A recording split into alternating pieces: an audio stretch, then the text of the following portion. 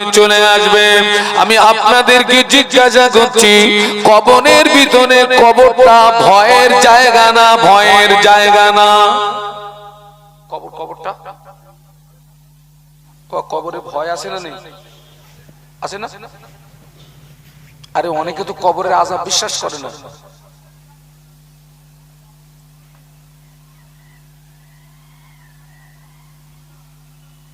আমরা যে পৃথিবীর জমিনে অবস্থান করছি, এই দুনিয়াটি হলো ৩ নাম্বার জগৎ। ১ নাম্বার জগৎ হলো রূহের জগৎ, ২ নাম্বার জগৎ হলো মায়ের পেট, ৩ নাম্বার জগৎ হলো দুনিয়া, ৪র্থ নাম্বার জগৎ হলো কবর।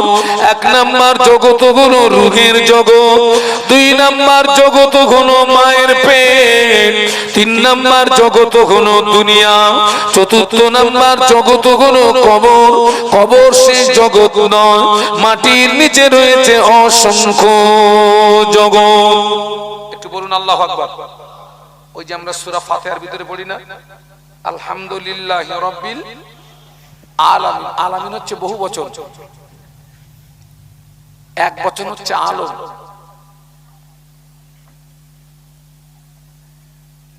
একটা মানুষ যখন মারা যায়, লাশ গোসল দেওয়া হয়, কাফনের কাপড় পরানো হয়, খাটিয়ায় করে তুলে নিয়ে জানাজা নামাজ আদায় করে কবরের ভিতরে শুইয়ে দেওয়া হয়। বিসমিল্লাহে ওয়া আলা মিল্লাতে রাসূলিল্লাহে রাখা হয় কবরে।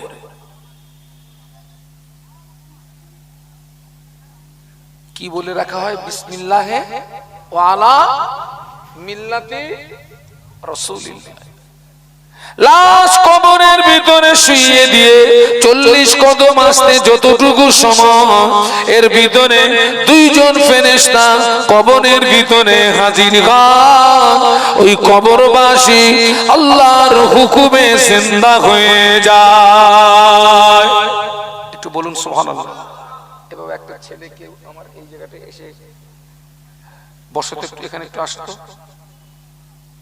কমিটির ছেলে হোক যে কেউ একটা, এখানে আসো, এখানে আসো, এখানে আসো। ওরে ভয় করছো কেন? আসো না, এখানে আসো। একটু দরুদ শরীফ আল্লাহুম্মা।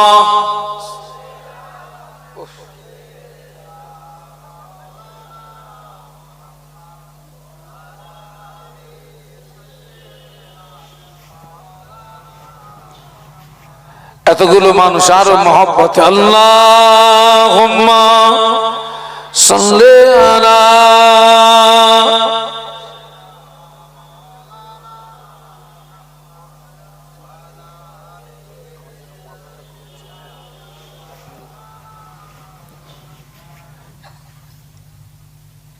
গোলামে মোহাম্মদ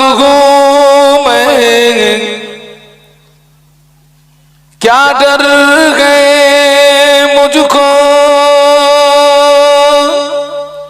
गुलामे में उनकी गुजारा करूंगा। अजल से पड़ा हूँ मैं कदमों में उनकी, जुदाई न किसी गवारा करूंगा। अल्लाहुम्मा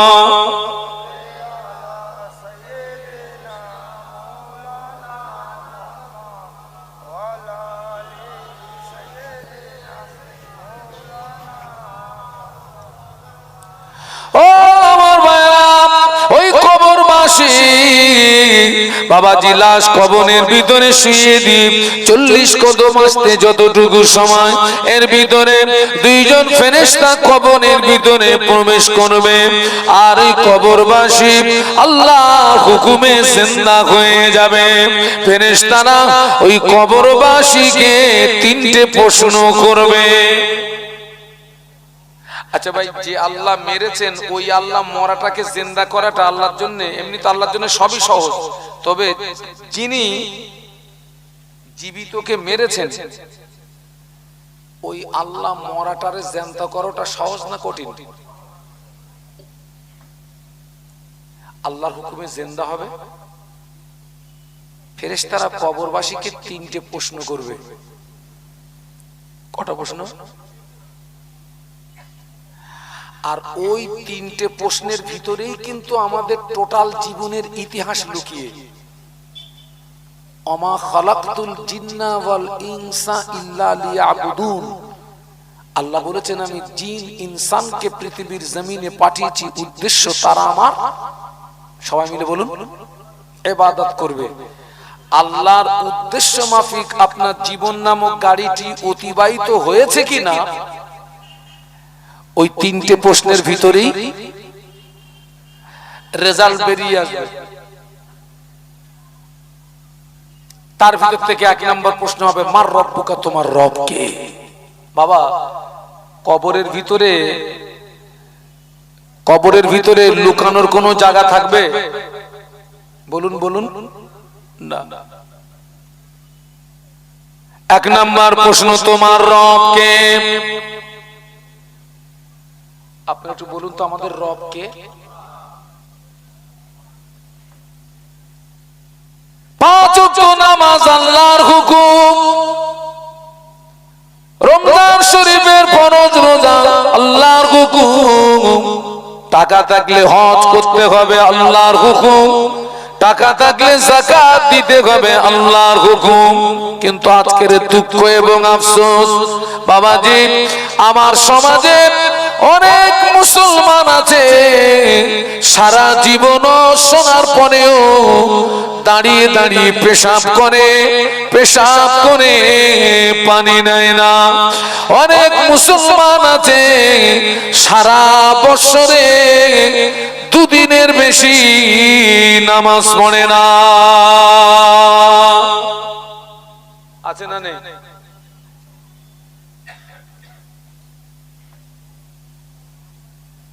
অনেক মহিলারা আছে মেয়েদের ঈদের নামাজ নাই, মেয়েদের জুমার নামাজ নাই।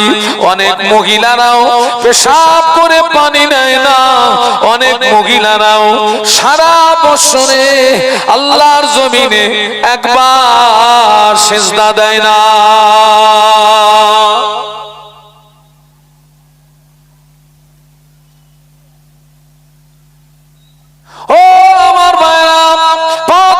নামাজ পড়ে না, জুমার নামাজ পড়ে না, 5 ওয়াক্ত নামাজ পড়ে না, জুমার নামাজ পড়ে না, শুধু 2টো ঈদের নামাজ পড়ে আর শবে বরাতে রাতের নফল নামাজটা পড়ে। এই যে শবে বরাতের রাত চলে গেল বাবা, আপনাদের মসজিদে স্বাভাবিকভাবে ভিড় একটু কমে না বাড়ে? হ্যাঁ বাড়ে। ও যুবকেরা, শবে বরাতে রাতের ওই নফল নামাজ যদি তুমি না পড়ো আল্লাহ পাক তোমায় জাহান্নামে দেবে না।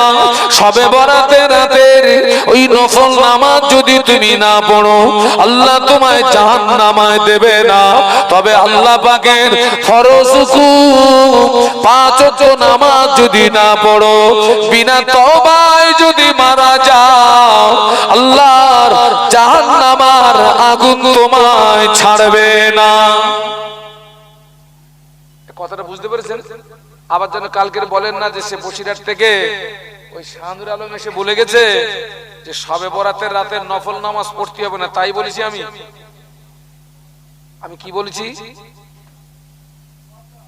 কি পড়তে হবে, কি বলেছি সেইটা বলেন।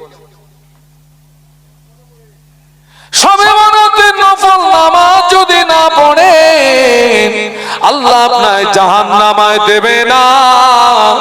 কিন্তু 5 ওয়াক্ত ফরজ নামাজ যদি না পড়েন, বিনা তওবায় যদি মারা যান আল্লাহর জাহান্নামের আগুন তোমায় ছাড়বে না।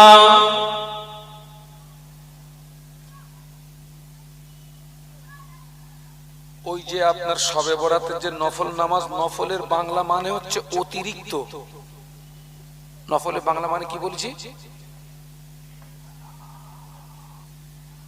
অতিরিক্ত ওইটাকে বলা হয়। এখানে আমার টাইম 11টা টু 1টা। এটাই হচ্ছে নির্দিষ্ট আমার কি টাইম। কিন্তু এই 2 ঘন্টা বলার পরে আমি যখন এক্সট্রা মনে করুন আধা ঘন্টা আরো বেশি করে ওয়াজ করলাম, ওইটা হচ্ছে কি, ওইটা হচ্ছে অতিরিক্ত। নফলের বাংলা মানে হচ্ছে অতিরিক্ত। এখন আমি এই 2 ঘন্টা বাদ দিয়ে যদি ওই আধ ঘন্টা ওয়াজ করে পালাই, কমিটির ছেলেরা কে, ও কমিটির ছেলেরা তোমরা কি করবে বলো? গাড়ি আটকে দেবে, ওই দেখো গাড়ি আটকে দেবে। বাস্তব তো তাই। তাহলে নফল ইবাদত, ওই ইবাদতে আল্লাহ খুশি হয় যিনি এই নির্ধারিত সময়টাকে কভার করার পরে অতিরিক্ত কেউ যদি 10 মিনিট 20 মিনিট আধা ঘন্টা অতিরিক্ত যদি নফল ইবাদতে অতিবাহিত হয়, আল্লাহ পাক ওই বান্দা বান্দির উপরে বড় খুশি হয়ে যায়। আরো জোরে বলুন। আর যারা ওই 5 ওয়াক্ত ফরজ পড়ে না, শুধু শবে বরাতের নফল নামাজ, ওটা নিয়ে ব্যস্ত। আমি তোমাকে উদাহরণ দেব, তোমার 50 পয়সা হারিয়ে গেছে, তুমি 1.5 টাকার মোমবাতি কিনে খুঁজতেছো, হারিয়ে গেছে কত? মোমবাতির দাম লাভ না লস? তুই বেরেলে ঘুমোস কি করে? এত তেজালো বেরে। 5 ওয়াক্ত নামাজ হলো আল্লাহর হুকুম। রমজান শরীফের ফরজ রোজা হলো আল্লাহর হুকুম। টাকা থাকলে হজ হলো আল্লাহর হুকুম। টাকা থাকলে যাকাত হলো আল্লাহর হুকুম। দুঃখ লাগে, কষ্ট লাগে, আজ আমার মুসলমানের ঘরের অধিকাংশ নারী পুরুষ এরা 5 ওয়াক্ত নামাজ পড়ে না।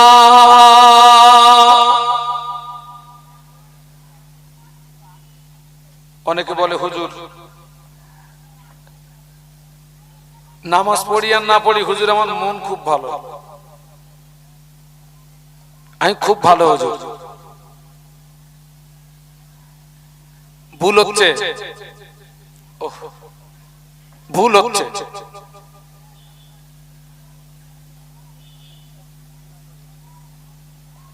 আল্লাহ পাক কোরআন শরীফের ভিতরে বললেন, কুল ইন কুনতুম তুহিব্বুনাল্লাহ ফাত্তাবিউনি ইউহিব্বুকুমুল্লাহ।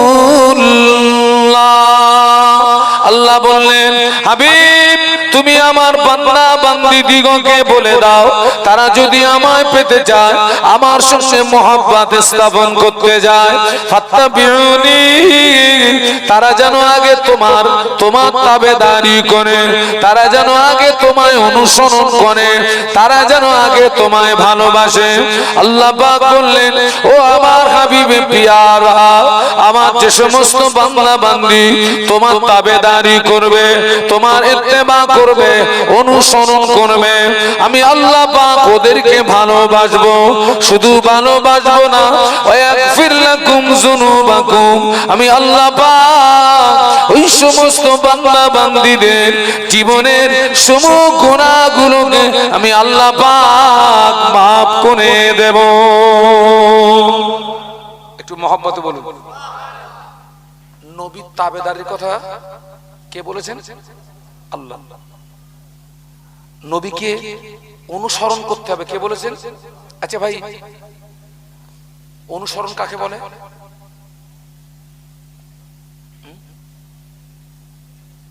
মেনে চলা, ঠিকই বলেছেন। অনুসরণ বলতে মনে করুন ইনি আপনাদের মসজিদের ইমাম, তো আমি আপনাদের মসজিদের ইমামকে অনুসরণ করি। কিভাবে? ইমাম যেভাবে হাঁটেন আমি ওইভাবে হাঁটি, ইমাম যেভাবে কথা বলেন আমি ওইভাবে কথা বলি, ইমাম যেভাবে আহার করেন আমি ওইভাবে আহার করি, ইমাম যেভাবে ঘুমান আমি ওইভাবে ঘুমাই, ইমাম ও 5 ওয়াক্ত নামাজ আদায় করে আমিও 5 ওয়াক্ত নামাজ আদায় করি। এর নাম কি? অনুসরণ। কি বাবা, তাই তো নাকি? তো আল্লাহ বলেছেন নবীকে অনুসরণ করতে হবে। আচ্ছা আপনারা শুনেছেন না আল্লাহ নবী এত নামাজ পড়তেন এই পা দুটো ফুলে ফেটে রসানি করাতো, শুনেছেন না? শুনেছেন তো নাকি? আচ্ছা ওই নবীর কোন নামাজে পা ফুলে পেটে রসানি করাতো? ফরজ নামাজ না নফল নামাজ? নফল নামাজ। তার মানে কি উনি ফরজ বাদ দিয়ে শুধু এই নফল পড়ে পা ফুলে পেটে রস বাড়তো? তাহলে ফরজটাকে কভার করার পরে অতিরিক্ত আল্লাহ নবী এত নতুন নফল নামাজ পড়তেন, আল্লাহ নবীর কাদা মোবারক দুটো ফুলে পেটে রসানি গড়িয়ে যেত। সাহাবীরা আল্লাহ নবীকে জিজ্ঞাসা করেছিলেন, ইয়া রাসূলুল্লাহ, হাবিবাল্লাহ, হুজুর আপনি এত নামাজ কেন পড়েন? আল্লাহ তো আপনাকে বেগুনাহ মাসুম করে পাঠিয়েছেন, হুজুর আপনি এত নামাজ কেন পড়েন? আপনার কাদা মোবারক দুটো ফুলে পেটে রসানি গড়িয়ে যায়। আল্লাহ নবী বলেছিলেন, ও আমার সাহাবীরা, যে আল্লাহ আমাকে নবী বানালেন, যে আল্লাহ আমাকে রাসূল বানালেন, যে আল্লাহ আমাকে এত ইজ্জতের হকদার করলেন, আমি কি আল্লাহ পাকের ইবাদতের ভিতর দিয়ে কি কিয়ামতের ময়দানে তার শুকরগুজার বান্দাদের দলভুক্ত হয়ে কি উঠব না? ও আমার সাহাবীরা, তোমরাও সকলে আল্লাহ পাকের ইবাদত তেলাওয়াতে মশগুল হয়ে যাও। একটু বলুন না সুবহানাল্লাহ, আর একটু মহব্বতের সঙ্গে বলুন। কিন্তু আজকে দেখুন তো ভাই, আমরা নবীকে অনুসরণ করছি, আমার নবীর পা ফুলে ফেটে নামাজ পড়ে পা ফুলে ফেটে আল্লাহ নবীর পা দিয়ে রসানি গড়াতো। আর আজকে আমরা ইচ্ছা করে কি করি বলুন? আমরা নামাজ ছেড়ে দিই। আপনি কি নবীকে অনুসরণ করলেন? আবার তো আমি তো দাবি করছি নবীকে ভালোবাসি, ভুল হয়ে যাচ্ছে বাবা, ভুল হয়ে যাচ্ছে। মদিনার মসজিদে নববী শরীফে, মদিনার মসজিদে নববী শরীফে আযান হয়ে গেল, মদিনার মসজিদে নববীতে আযান হয়ে গেল। হাফসি বেলাল আযান দিলেন, হাফসি বেলালের আযানের আওয়াজ আল্লাহ পাকের আরশ মুআল্লাতে পৌঁছে যেত। জোরে বলতে পারলেন না? একটু মহব্বতে বলতে পারলেন না? মদিনার মসজিদে নববী শরীফে আযান হয়ে গেল, সাহাবীরা মসজিদে চলে এসেছেন, আল্লাহ নবী মসজিদে চলে এসেছেন, সাহাবীরা মসজিদে চলে এসেছেন, আল্লাহ নবী মসজিদে চলে এসেছেন। বাবাজি, সাহাবীরা মসজিদে চলে এসেছেন, আল্লাহ নবী মসজিদে আসেননি। কেননা আল্লাহ নবী বড় দুর্বল, আল্লাহ নবী বড় কমজোর, আল্লাহ নবী বড় দুর্বল, আল্লাহ নবী বড় কমজোর, এত দুর্বল উঠে দাঁড়ানোর মতো ক্ষমতা নাই। কার? আজান হয়ে গেছে, সবাই মসজিদে এসেছেন, আল্লাহ নবী আসতে পারেননি। এত অসুস্থ, এত দুর্বল, উঠে দাঁড়ানোর মতো ক্ষমতা নেই। সাহাবীরা এসেছেন ঠিকই, কিন্তু সাহাবীরা নামাজ শুরু করতে পারছেন না। কারণ নবীর অবর্তমানে নবীর অনুমতি ব্যতীত কোন সাহাবী ওই ইমামের জায়গায় বলুন কে নামাজ পড়াবে? সাহাবীরা এসেছেন ঠিকই, কিন্তু নামাজ শুরু করতে পারছেন না। 10 মিনিট, 20 মিনিট, আধা ঘন্টা সাহাবীরা ইন্তজার করলেন, অপেক্ষা করলেন। আধা ঘন্টা অপেক্ষা করার পরে হাফসি বেলাল রাদিয়াল্লাহু আনহু আল্লাহ নবীর হুজরা শরীফের ভিতরে চলে গেলেন। আল্লাহ নবীর হুজরা শরীফের ভিতরে চলে গিয়ে আল্লাহ নবীকে সালাম দিয়ে বলেছিলেন, ইয়া রাসূলুল্লাহ, হাবিবাল্লাহ, মানুষেরা নামাজের জন্য ইন্তজার করছে, মানুষেরা নামাজের জন্য অপেক্ষা করছে। আল্লাহ নবী বলেছিলেন, বাবা বেলাল চলে যাও, মুর আবা বাকরিন ফালিয়ুসাল্লি বিন্নাস, ও বাবা বেলাল চলে যাও, আমার আবু বকরকে গিয়ে বলো, আমার আবু বকর যেন মানুষের নামাজটাকে পড়িয়ে দেয়।